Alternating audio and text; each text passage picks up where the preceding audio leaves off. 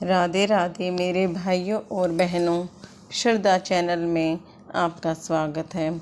आज मैं आपको ज्येष्ठ मास में रोज़ाना सुने जाने वाली पीपल के वृक्ष की कथा सुनाने जा रही हूँ। भाइयों और बहनों, जैसे बैसाख मास में रोज़ाना पीपल के पेड़ को सींचा जाता है, वैसे ही ज्येष्ठ मास में भी पीपल के पेड़ को सींचना चाहिए। पीपल के पेड़ में भगवान विष्णु का वास होता है। ज्येष्ठ का महीना भगवान विष्णु को बहुत ही अच्छा लगता है, बहुत ही प्रिय लगता है। पीपल के पेड़ को सींचने से आयु, यश, धन, संपत्ति, सुख, शांति का वास होता है। वैसे तो पीपल के पेड़ को रोज़ाना सींचा जाता है, लेकिन रविवार और द्वादशी को छोड़कर ज्येष्ठ मास में पीपल वृक्ष को सींचते रहना चाहिए। ज्येष्ठ मास में पीपल वृक्ष को सींचने का बहुत ही अधिक महत्व होता है और पीपल के पेड़ को सींचने के साथ साथ पीपल वृक्ष की कथा भी सुननी चाहिए। बंधुओं, भाइयों और बहनों, यदि आपने हमारा चैनल अब तक सब्सक्राइब नहीं किया है तो इसे सब्सक्राइब करिए तथा साथ में बेल आइकन को दबाइए, जिससे आपको सभी वीडियो का नोटिफिकेशन मिलता रहेगा। बोलो भगवान विष्णु की जय। एक बार किसी गांव में एक ब्राह्मण और ब्राह्मणी रहते थे। वो पीपल की पूजा करते थे बड़े ही श्रद्धा भाव से, और पीपल की पूजा किए बिना वो जल तक भी ग्रहण नहीं करते थे।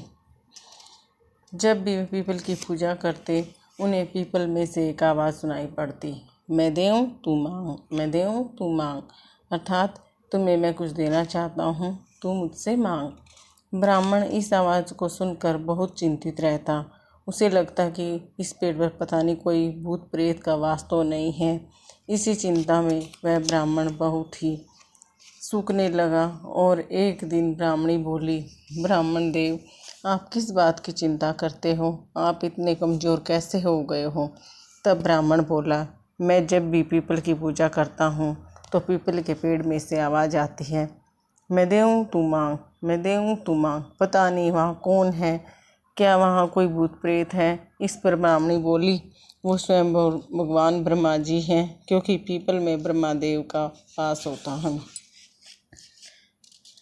इस पर ब्राह्मणी बोली, तू उससे कुछ मांग ले। इस पर ब्राह्मण बोला, मुझे तो पता ही नहीं क्या मांगूँ और कैसे मांगूँ। तब ब्राह्मणी बोली, आप कहना 16 साल की काया दे, 1000 साल की माया दे, बेटा पोते का परिवार दे और सारा सुख दे। ब्राह्मण अगले दिन जब पीपल की सींचने के लिए गया तो पीपल में से आवाज़ आई, मैं देऊँ तू मांग। इस पर ब्राह्मण देव बोला, 16 साल की काया दे, 1000 साल की माया दे, बेटा पोते का परिवार दे। इस पर पीपल देव सोचने लगे, ब्राह्मण देव दिखने में तो बड़े सीधे साधे लगते हैं, पर सब कुछ ही मांग लिया। फिर पीपल देव बोले, चलो जो तूने मांगा सब मिल जाएगा। इस पर ब्राह्मण देव ऐसा कहकर अपने घर की ओर चल पड़े और मन ही मन सोचने लगे कि पीपल देव ने मुझे कुछ दिया तो है ही नहीं, मैंने इतना कुछ मांगा। और ऐसा विचार करते करते वह घर से थोड़ा आगे चल दिया। इस पर ब्राह्मणी बोली, पीछे से आवाज़ लगाई। ब्राह्मणी देवी ने देखा कि ब्राह्मण देव थोड़े आगे निकल गए हैं, तो ब्राह्मणी देवी बोली, ब्राह्मण देव आप कहाँ जा रहे हैं? क्या आप अपने घर को ही भूल गए हैं? इस पर ब्राह्मण देव बोले, अपनी तो छोटी सी झोपड़ी थी, यहाँ इतना बड़ा महल कैसे बन गया? तब ब्राह्मणी बोली, मैं कहती थी ना, पीपल देव जो कहते हैं वो करते हैं। पीपल देव में ब्रह्मा जी का वास होता है। तुमने पीपल देव से जो कुछ मांगा है, पीपल देव ने तुम्हें सब कुछ दिया है। देखो अंदर चलकर पीपल देव ने हमें जो कुछ हमारे पास नहीं था वो सब कुछ दिया है। इस पर ब्राह्मण देव बोला, हे भगवान, जैसे आपने हमें दिया है वैसे ही सबको देना। रविवार के दिन और द्वादशी के दिन पीपल पेड़ को नहीं सींचना चाहिए। और ज्येष्ठ मास में पीपल को सींचने के साथ साथ जो पीपल पेड़ की कहानी सुनता है, भगवान उसकी सब इच्छाएं पूरी करते हैं। हो सके तो पीपल की पूजा ब्रह्म मुहूर्त में करनी चाहिए या फिर सुबह 9 बजे तक ही पीपल के पेड़ को सींचना चाहिए।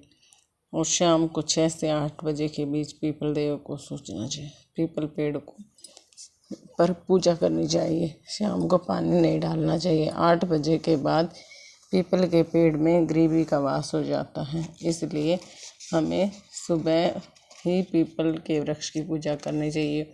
और जिस मास में जो इस कथा को रोजाना सुनता है, भगवान विष्णु और ब्रह्मा जी उसकी सब मनोकामनाएं पूर्ण करते हैं। बोलो भगवान विष्णु की राधे राधे। श्रीमन नारायण जय हो।